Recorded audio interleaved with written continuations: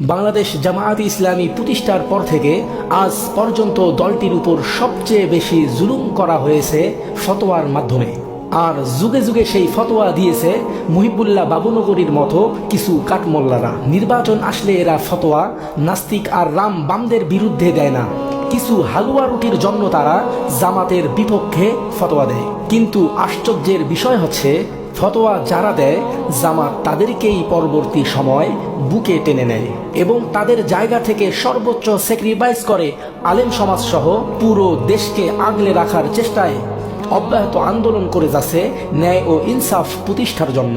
জামাত অন্য দলগুলোর মতো কখনো কাউকে এক চুল পরিমাণও নিন্দা করে না। এই দেশে আমরা তথ্য সন্ত্রাসের কথা বলি, অস্ত্র সন্ত্রাসের বিরুদ্ধে সোচ্চার হই, কিন্তু এর চেয়েও ভয়ঙ্কর আরেকটি সন্ত্রাস আছে, সেটা হচ্ছে ফতোয়া সন্ত্রাস।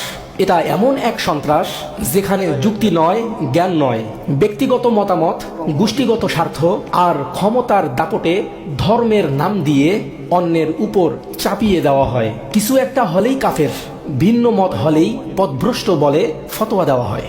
ফতোয়া যদি জ্ঞানভিত্তিক না হয়, দায়িত্বশীল না হয়ে কোরআন সুন্নাহর প্রকৃত চেতনার বিরুদ্ধে যায়, তাহলে সেটা ধর্মের সেবা নয়, ধর্মের অপব্যবহার।